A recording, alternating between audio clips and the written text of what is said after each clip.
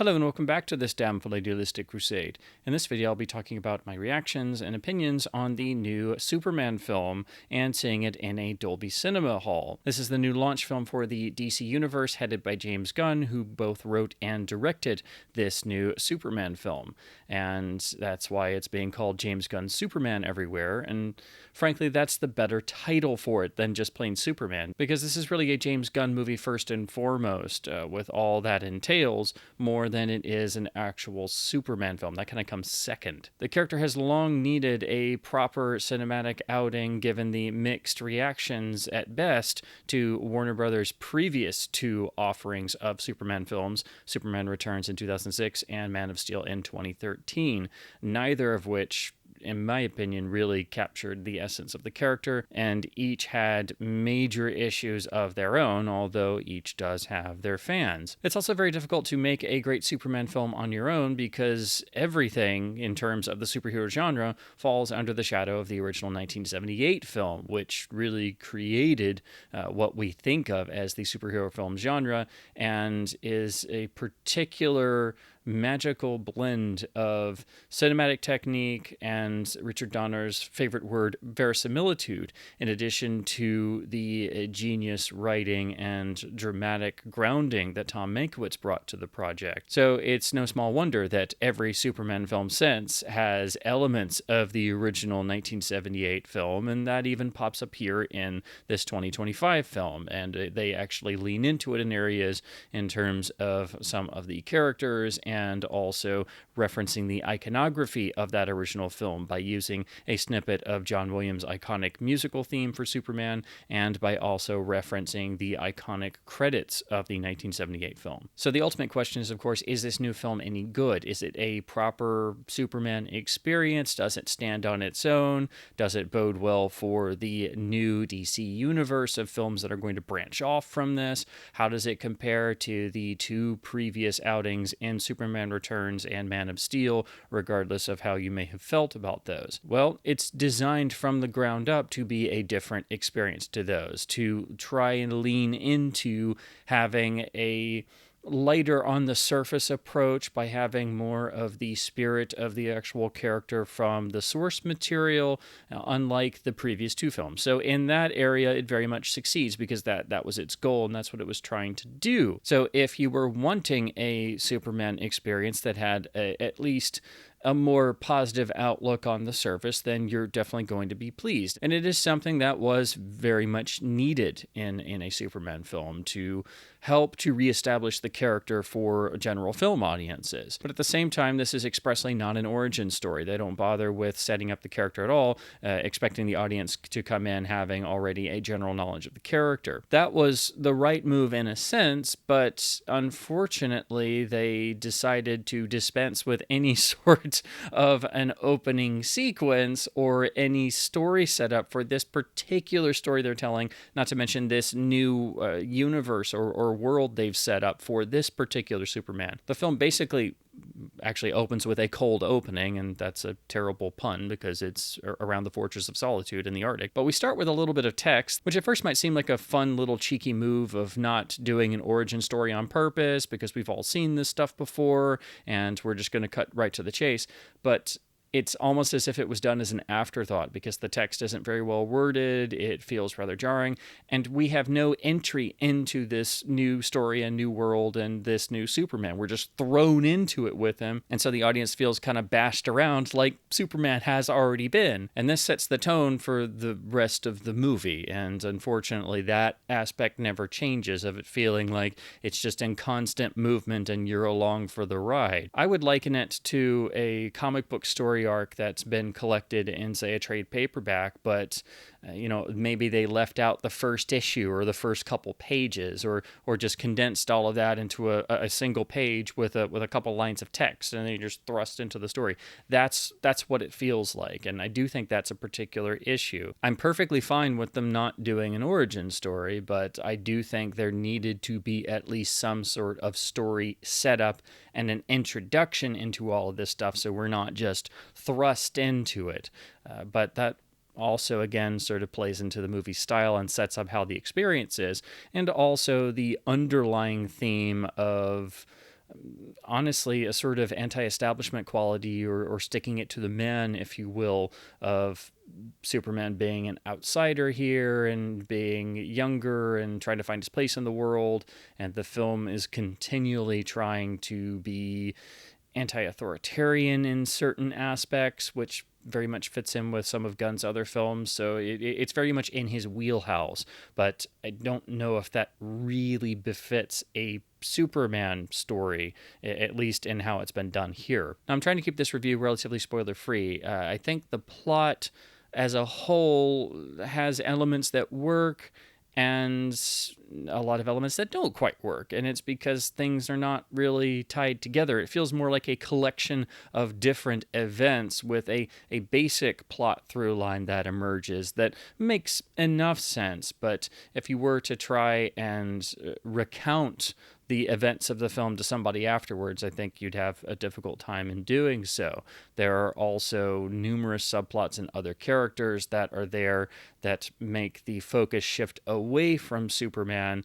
And since the film is only 2 hours and 9 minutes, it feels like there's not enough time to give enough focus to all of this stuff. So one of the issues I have with the film is that Superman frequently takes a back seat in his own film and is shown to not be as fully refined and developed as a character as one would expect for a film actually called Superman that's supposed to be about Superman. But it should be noted that here Superman is a younger character. It's said that he's only been in public action as a hero for 3 years, so he's still feeling his way through things, and it works for this particular world, but in certain aspects, it's almost as if they're writing more for a Spider-Man story in a strange sort of way. We also don't get a lot of time with Clark Kent at the Daily Planet. It's much more focused on the team dynamic that emerges from the Daily Planet crew, and we get little moments with Clark Kent or Superman, not in his public persona, but they're just moments of basically collapsing or being tired or trying to process and deal with the various big set pieces and battles and things that occur in terms of the plot. Overall, I think the cast is uniformly excellent, and in particular, the 3 leads of Superman, Lois Lane, and Lex Luthor are all fantastic performances and takes on these characters that work for the 2025 universe and audience. David Corenswet makes for a great Superman and a great Clark Kent, what little bit of Clark we get to actually see in the film. He has a particular earnest quality that has been something that I think a lot of us have really been missing in the big screen Superman adaptations. And again, it should be said that it's a particular version of the character who's not quite fully sure of himself yet, so that plays into the performance, and it's very well realized. There are some little moments that harken back to the Christopher Reeve incarnation in the original film series. There are some that feel directly pulled from some of the comics that are being referenced or pulled from themselves for the film's plot by James Gunn. But it's a really nice, refreshing take on the character that feels grounded in the lore of the character. And you can tell that this is an actor who really wants to be there and wants to make good and is really giving it 200%, which you have to have for a Superman performance. Otherwise, it doesn't really work, because that's always got to be the foundation and center point of the whole film. I'm actually quite interested to see where he goes with the role. I think he will definitely, if this continues into a series, as I'm sure it likely will, and of course other appearances in this DC universe, I really think Corenswet will do more things with the character, grow into the role a bit more as the character ages and develops, and becomes more of the completely rounded version of Superman that is the sort of de facto standard we think of, instead of this Superman who's still early-ish in his career and sort of figuring things out. Rachel Brosnahan makes for a great Lois Lane, and in particular what I enjoyed was the fact that this Lois is actually proactive and gets to do things, which was a major issue issue with the past two Loises from the past two Superman films. Lois is a character who has to drive her sections of the story forward. It's part of the character's DNA, and Brosnahan has some of that classic plucky energy of the character, a sense of humor, and establishes a certain dynamic that makes the Daily Planet scenes, what little there is of those, and the more intimate scenes with Superman actually work. Their relationship dynamic is actually believable, and it's something the audience buys into. In fact, those scenes are among the best in the film. Nicholas Hoult as Lex Luthor, I have to admit, when I saw the trailers and things, I didn't know if it was a performance or a take that I was necessarily going to be able to buy from the little segments we got. But he completely sells this version of Luthor, which is a different rendering that we've never quite had before. This Lex is very controlled on the surface, but inside there's this sense of a raging desire to dominate the world and control situations. And of course, he has the classic obsession with Superman. But it's a Luthor that's got levels of a deep-seated anger that are also different and even deeper in ways than the version of Luthor that we saw in Superman Returns. So like the versions of Superman and Lois in this film, this is a complete performance and a movie in and of itself. In fact, I wish we got more of this. And this leads into what I think is the biggest issue with the film. I think this movie has its heart in the right place. I think it has a good spirit. I think it is a move in the right direction. That does not make it a great film or a perfect film, because this film has a definite issue with story focus and grounding and staying on target, really.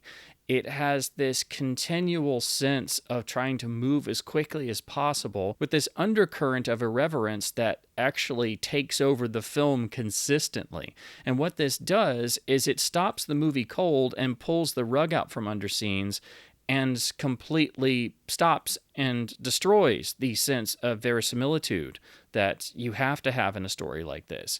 Yes, humor is necessary, but it doesn't mean that you stop a dramatic scene and rob the actors on screen of the moment they've created in order to have a joke or a supposedly funny bit or another action set piece, or cut to another subplot because you forgot you had this other thing going on the back burner and now you decided to go ahead and put that on the front burner again and change the focus. And that in particular becomes a big problem in the final act, which has at least 3 or 4 different fires going, and it's as if we jump back and forth between those at random, and when you actually jump to another subplot, by that point, as a member of the audience, you've kind of forgotten that that was even a thing going on because the focus has been on another of the parallel plots for so long. The editing is also quite snappy and fast, but in a bad way, and this goes along with the action set pieces being heavily reliant on CGI.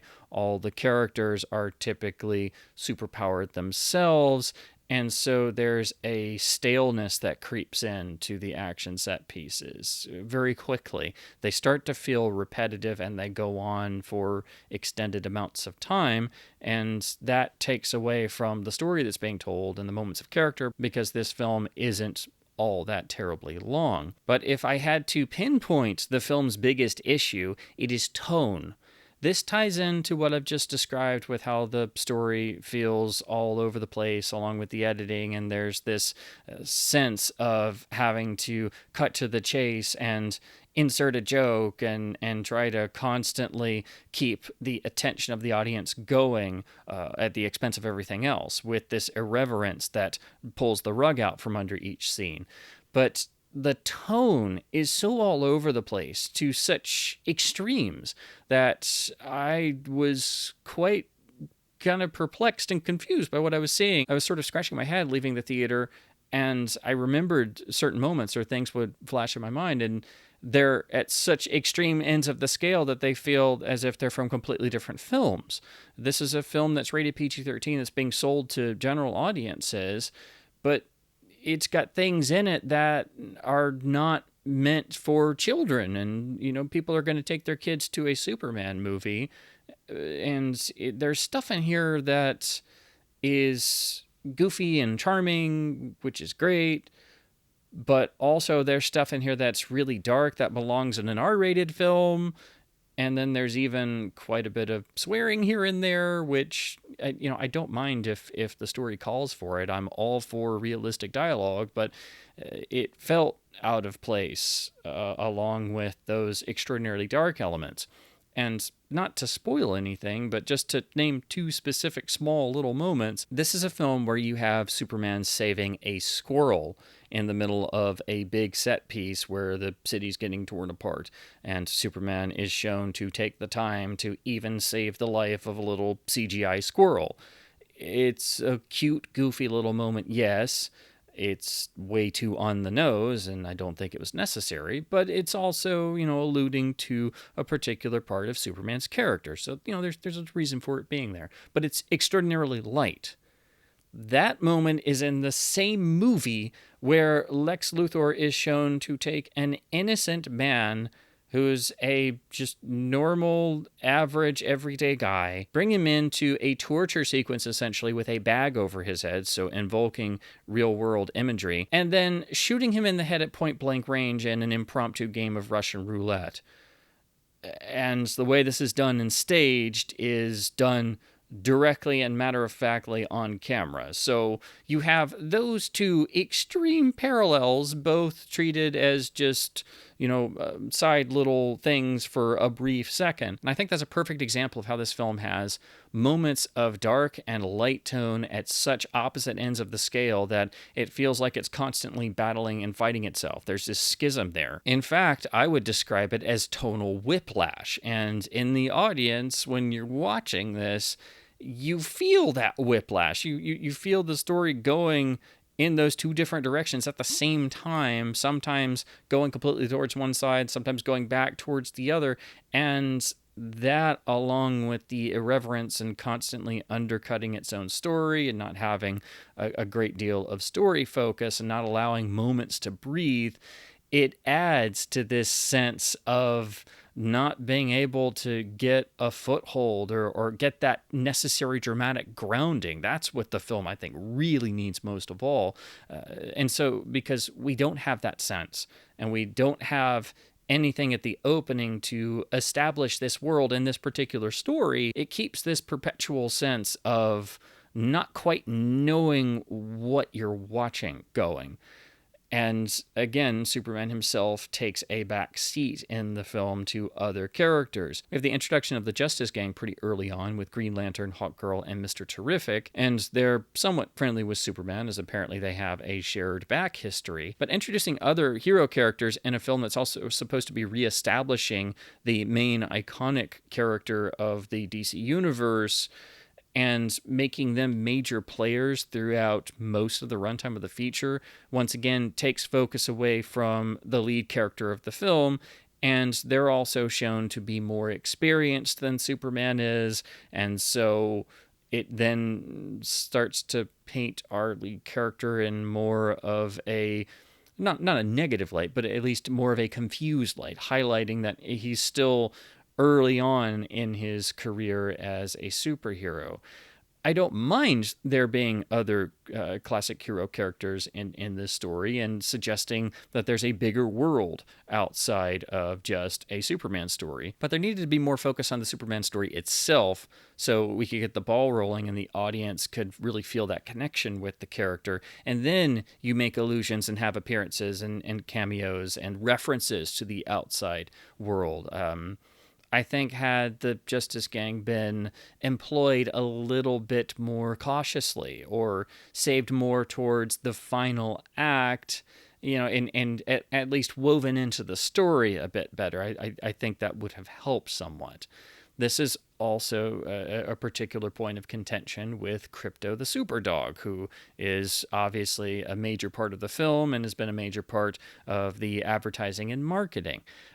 I don't mind Crypto being in the film. Of course, it's a CGI dog trying to imitate a particular type of happy-go-lucky, rowdy dog who's not very good at behaving. But the film overuses Crypto, and every time Crypto appears, it's for the same purpose. It's the same things. It's Crypto acting like a misbehaving dog, and it gets tiresome happening over and over and over again, and nothing ever changes. And then there's the final payoff and the final act, which can be seen from a mile away because it's once again the same thing.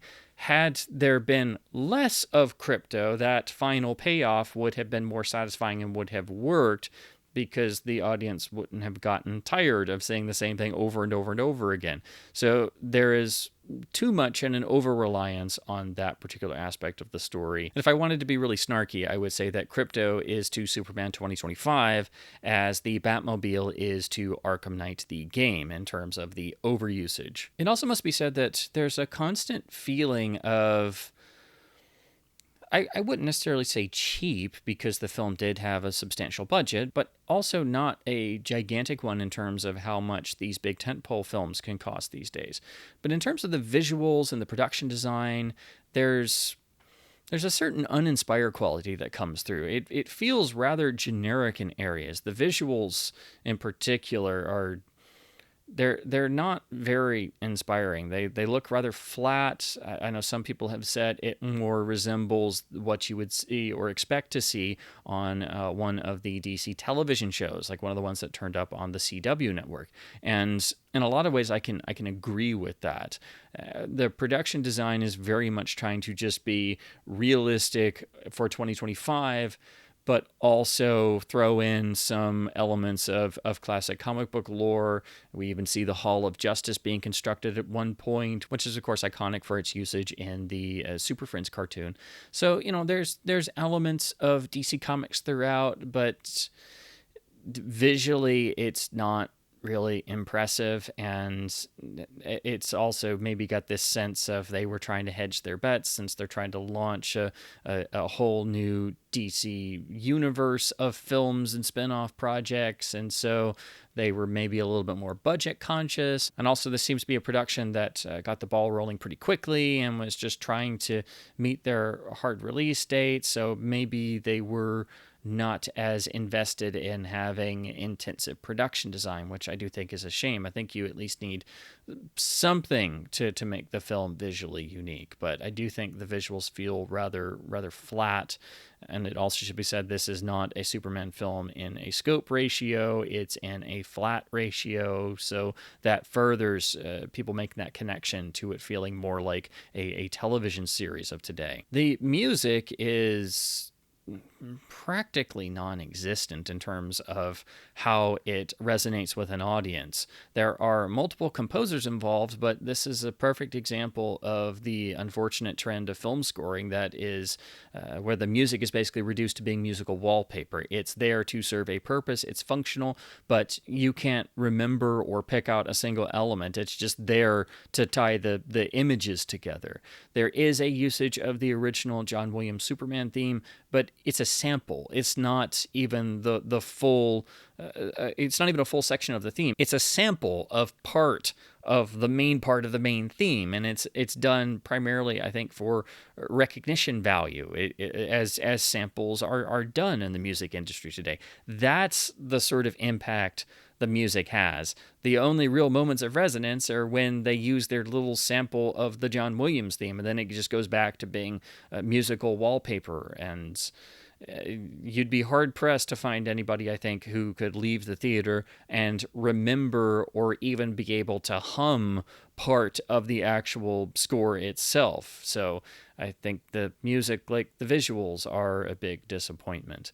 The sound itself, in terms of the mix, I'll get into a little bit more when I talk about the Dolby Cinema experience. One of the major points of contention that has been seen in a lot of the discourse and reviews so far is that there is a focus on trying to make this a 2025 film in particular, and having a lot of elements we see in our current world in terms of news and also foreign conflicts in the film, just slightly disguised with changed names and such, of course. There's no problem in having a Superman story or any work of fiction that references the world that it's being written or created in. The trick is in actually blending that in and weaving it into the story you're telling, and not making it the end-all be-all of the story you're telling. Superman comics almost always reference current political events of the day, whether it be the Cold War or events in our modern age. That's to be expected. That's the world the character is going to be inhabiting, because that's the world the stories are written in. And of course, whenever they reference other countries or real conflicts, it's almost always, disguised enough, but the reader can get a sense of what the writer is referencing. But here, it always feels forced, and it's a continual thing that pops up in the film. It's not just that there's political machinations going on and a foreign military conflict that's threatening to erupt, that tie in to obviously referencing events we see in 2025, but it's also little things sprinkled throughout that are done expressly to remind the audience that, hey, this is 2025, and it's at the expense of the story being told. Yes, that can be done as a joke or an aside or cute little moment, but it should never be at the cost of the story that's being told. And on top of that, all of these elements that are directly referencing our current world are themselves not fully developed, like a lot of the elements of the plot and the many subplots. So it, again, feeds into what I think is the film's biggest problem of not having grounding story focus and not maintaining the necessary verisimilitude throughout. So it ultimately becomes a film that feels more like a collection of scenes and moments instead of a cohesive story.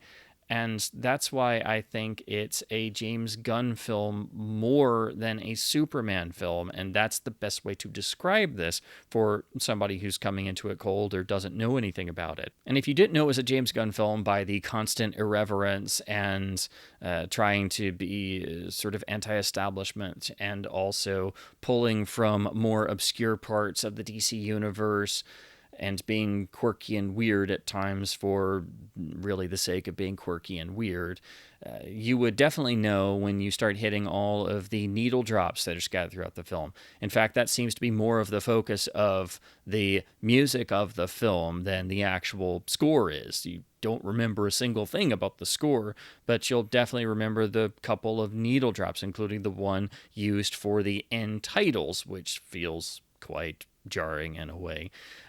So I myself have always wanted to adapt DC characters into a film. I've even played around with how you would have real world elements of pop culture and not wreck the sort of atmosphere that you're building. I think you're able to do that more with the side characters and the lesser known characters because you've got so much more room to play with. But with the big mainline iconic characters, I don't think it really works in trying to build a story and build that world of that story with an iconic character. It's the same sort of issue I had with the Batman using Nirvana's Something in the Way. Yeah, it fit that scene, but it felt really weird because with iconic characters, yeah, you need to reference the real world, but when you have needle drops shoved in there, it just feels cheap and it doesn't... It never quite fits, really. It doesn't have the gravitas. Now, there is one element of the plot I need to discuss directly, so this is the spoiler section, and I'll have that marked in the timestamp so you can skip around this if you wish. There is one thing this film does that I thought was unforgivably bad, and I don't really know why they did it. It's a fundamental change to the mythos, and while I'm fully behind somebody having to make changes to do their own take in adapting a classic character with all of this mythos and baggage of decades and decades and decades of stories and other takes and adaptations, when you make a fundamental change, even if it's a small one, it's like a time travel story. Even the smallest change can upset and alter everything because one small change does alter everything. In this film, Superman is shown to have a surviving fragment of the message from his parents, basically giving him his inspiration and mission statement. And to further that, he listens to it as a source of comfort, especially as he's shown beaten up and being sort of healed by his robots in the Fortress of Solitude. They automatically put it on because he listens to it all the time. But it's only a fragment of that message that survives of Lara Kara and Jor-El. And so when Lex Luthor breaks into the Fortress of Solitude, which is a plot element lifted directly from Superman 2, again, because for whatever reason we can't stop lifting elements from the two Richard Donner films, he recovers that message from the supercomputer in the fortress, and with the aid of his metahuman assistants is able to extract the whole message, which is revealed to be Jor-El further saying that his son should then lead by example in terms of inspiring all the humans of Earth by taking over and basically being a dictator and a conqueror of sorts, instead of leading by example as a positive figure to always be there in terms of protecting and ensuring humanity can survive. His father is then telling him to use his superpowered abilities to show the mere lesser mortals how to live by essentially serving Kal-El as their leader and dictator, essentially. So this seems like part of Luthor's plot, as he then reveals it to the rest of the world, who naturally reacts in disgust and sort of does an immediate about face against Superman, which is maybe a bit quick and unrealistic for it to be that extreme that quickly. But the audience is sitting there thinking, obviously this will be revealed to be a ruse, or Luthor did something to it, or it's somehow not what the message was originally. Maybe it's a bad translation, and as it runs contrary to everything the Jor-El character has ever been or stood for. Well, the film doesn't ever do that, and in fact, Mr. Terrific at one point says, no, the translation is correct. They're not making it up. So the way the film presents it, that is the actual message. And so what this film does is make a fundamental change to Superman's Kryptonian parents and gives him this new conflict. So he's actually rejecting his Kryptonian heritage and his parents to then firmly entrench himself with his Kansas upbringing. And there's a nice moment with Jonathan Kent, which is well written and the most genuinely affecting scene in the entire film, where he basically says how proud he is of his son. And that's a great moment, but it's, again, at the cost of tearing out an important core aspect of the Superman character. And so in that sense, what Superman 2025 does is once again attack and try to destroy one of the father figures of Superman, where Man of Steel did this with the Jonathan Kent character, played by Kevin Costner, of trying to encourage Clark to, not worry about other people so much and to, not save people at expense of himself, and saying a lot of things that ran contrary to how Jonathan Kent had always been written and portrayed in various adaptations and source material. And so that felt in a lot of ways like a character assassination. Well, here you get that for Jor-El, so it's like they couldn't resist trying to tear apart one of the foundational characters that becomes a foundational building block of Superman. And in a lot of ways, this is even more important to Superman because Jor-El is always that governing figure in his life, even though he never physically was able to meet his own father due to the destruction of Krypton. I mean, all you have to do is imagine Brando's iconic Jor-El in Superman the movie suddenly saying, my son, when you get to Earth, you will also find that the humans are freaking stupid, so you should just tell them what to do as their emperor and leader. That is my wish for you to survive, my son. All that stuff you may think about showing them a better way, and that they can be a good people, Kal-El, is actually just freaking stupid. A bit of a difference there, right? Apologies for a terrible, in-the-moment Brando impression. So I have quite a number of issues with the film, most of them more on technical and story side of things.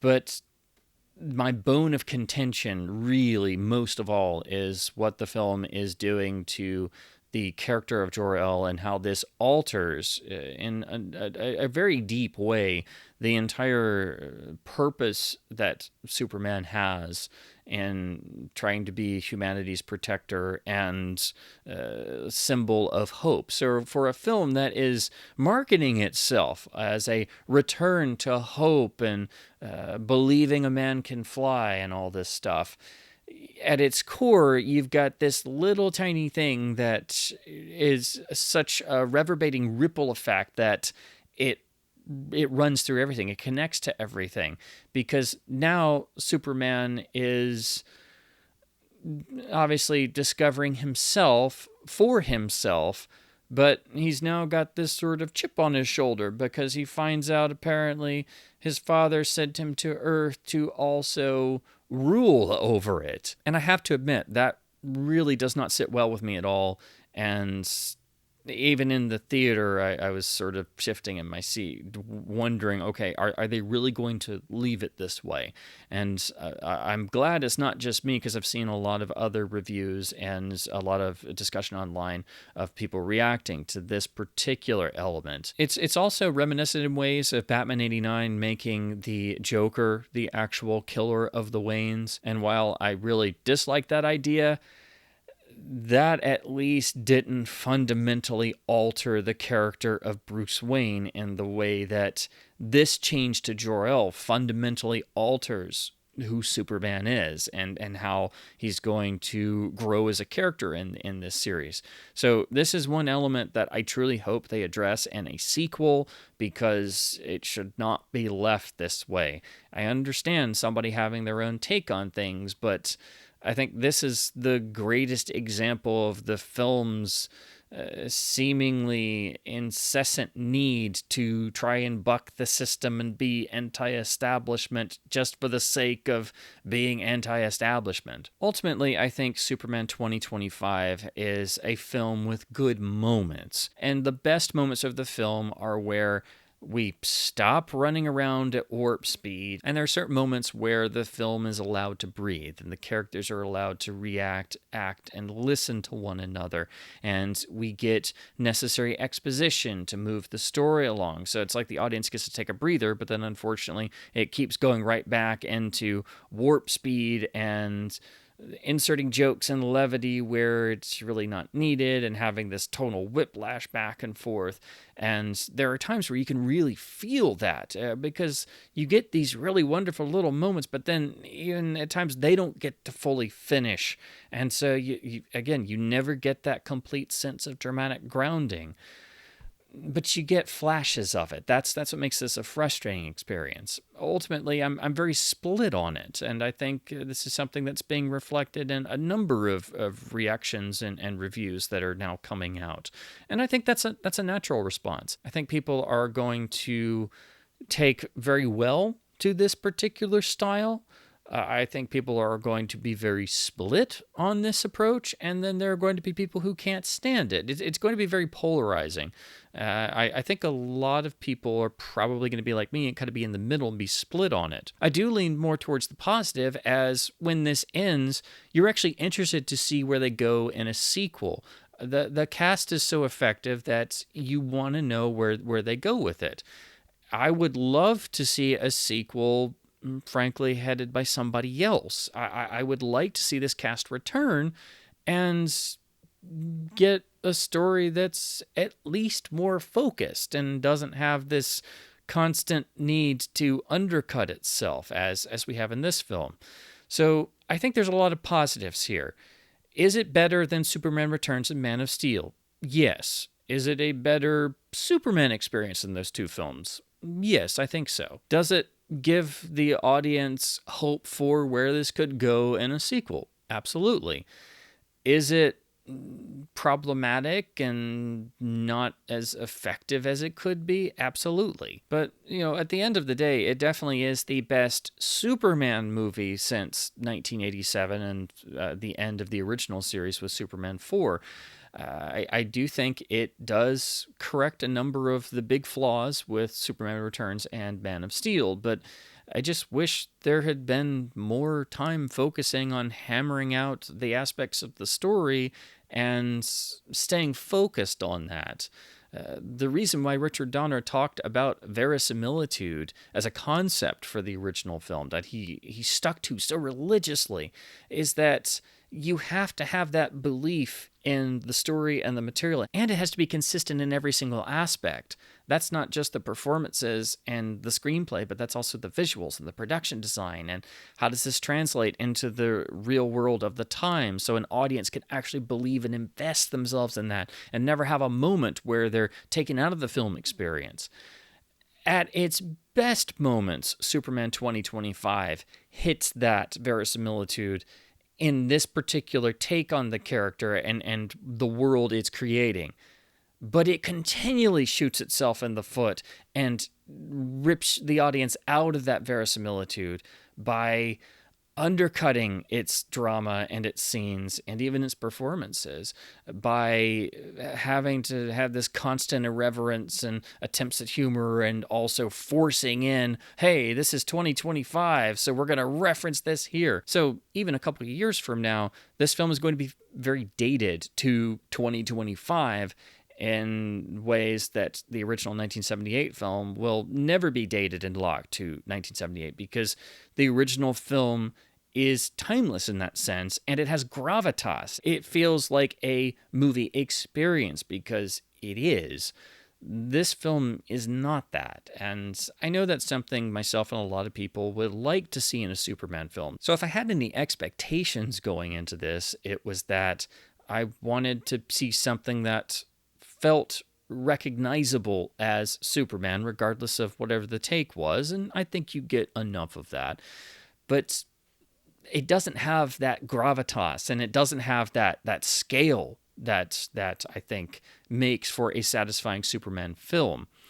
So again, ultimately, this film has its heart in the right place, but at the end of the day, it's a James Gunn film more than it is a Superman film, and I think that's the big takeaway. I think it's worth seeing, and I think you get your money's worth, and I think if you were disappointed by aspects of Superman Returns and Man of Steel, I think in those aspects it can be seen as a return to form. But it does have a lot of glaring issues, and I wished it was better. I wish that wasn't as much of what I'm having to focus on, because ultimately I think most people are going to leave the theater feeling rather split. But the reception has tended more towards the positive, which is something that this DC universe does need.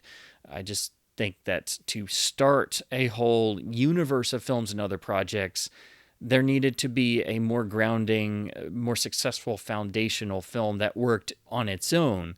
And I think that's going to be a continuing problem, like what has been seen in the MCU of Marvel films, of there always being this focus on all the other projects you want to spin off and do, instead of making one film at a time and making it as good as it can be in order to be a timeless work that stands on its own even decades after the fact.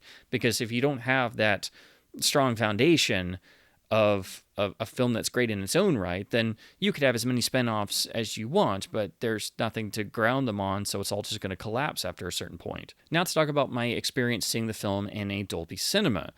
Dolby Cinema, as I've said many times, I think is the only theater you should go to see a modern digital DCP in, because that's the only real guarantee of picture and sound quality being as good as it can be in chain theaters in the US.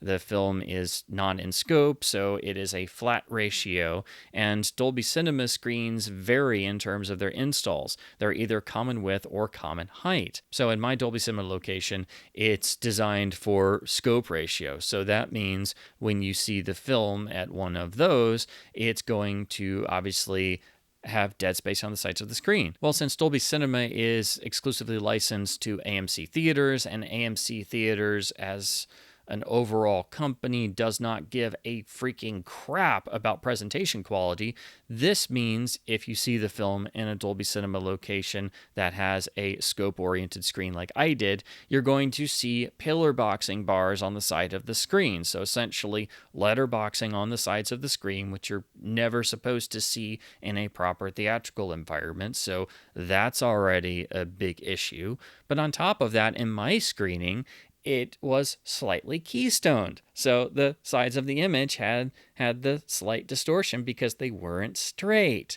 Because again, even though this is Dolby Cinema and you are getting the highest quality picture and sound you can get for digital cinema in an American theater today, it's being run by AMC, who has no quality control and they could care less. So that was really disconcerting, as keystoning is something that should never be seen in proper theater projection, and it's something that I expect to see in the crap presentations and the standard AMC theaters. The reason why you pay more for a Dolby Cinema ticket is to get the best picture and sound you can of the current available formats, which you do, but you got to keep in mind that the installs are kind of different, and because they're licensed to AMC, you're going to have AMC issues creep in here and there. So if you see this film in Dolby Cinema and it's a scope screen, you're probably going to have that particular issue, which is unacceptable. The sound, of course, is Dolby Atmos, which is exclusive to Dolby Cinema and the best sound format that exists in 2025. This means you get full objectified sound, and in terms of the sound mix here, yeah, it's aggressive and has rumbles, but it's not particularly very impressive. In fact, it's kind of like the score. It's like sound wallpaper. It gets big and loud in the action set pieces and fights that go on, but there's not anything particularly memorable in terms of sound design. What was an issue is that the high end is quite aggressive in a bad sense, and it was actually quite harsh in this Dolby Cinema. So it reminded me of some of the problems I had seeing Mission Impossible Final Reckoning in Dolby Atmos. But here, in some of the bigger fight scenes, the high end was so harsh that you're kind of sitting there. I was kind of wincing a little bit, not because my ears are oversensitive, but because it was just loud and really harsh in a bad way. So I don't know if that's part of the mix or now how this Dolby Cinema location is tuned in terms of its Atmos. So it might even be an AMC issue. So I would like to get the eventual UHD release of this and rewatch the film at home just to see if that's part of the mix, because if it's not, then that's an AMC issue, which I'm starting to think it might be, and that's a real shame, as again, I think Dolby Cinema is the only digital cinema worth your money, and Dolby Atmos is the best sound format currently available. And so if AMC locations screw with the sound quality of that, then that very much negates the purpose of paying more for Dolby Cinema to have proper sound. So those are my thoughts overall on seeing Superman, and I'm still trying to really gather all of them because it's a lot to process and take in, because there's so many different story threads and elements and ideas and themes and just all kinds of different tones that, again, it feels more like a collection of scenes and ideas and tropes and story beats and different aspects all kind of thrown together than a consistent, well-told storyline. I am interested to see where they go with this. So even though I am very split in how I feel about the film, I do lean more towards the positive, as the film does have a good heart and it does have the best of intentions, which is really good because we've needed that. So it does fulfill that aspect of its purpose. And I really do want to see a sequel to this film, but I hope it's one with a more consistent and grounded storyline where Superman does not take a back seat to others consistently in his own movie. And I hope it's a movie that has gravitas and the necessary scope and scale for a feature film, that I think this particular film does come up short. So in any case, I figured I'd put my thoughts together, as I have been looking forward to this film, and I was very curious to see what they would do with the Man of Steel and the Superman mythos in a 2025 film. So definitely leave your thoughts in the comments below, especially if you're like me and you're still trying to process all the disparate elements of the film and figure out exactly how you feel about them. Definitely keep supporting theaters and the movie-going experience, especially if you have an independent theater in your area, as typically they have to put in such an incredible amount of hard work and effort to not only stay in operation in this day and age, but they typically put in the efforts for having better quality that the big chain theaters just don't even bother with. So definitely support your independent theaters most of all. So I'm off to figure out just exactly how fast the world's fastest typist is at the Daily Planet offices. And as always, thank you ever so much for watching.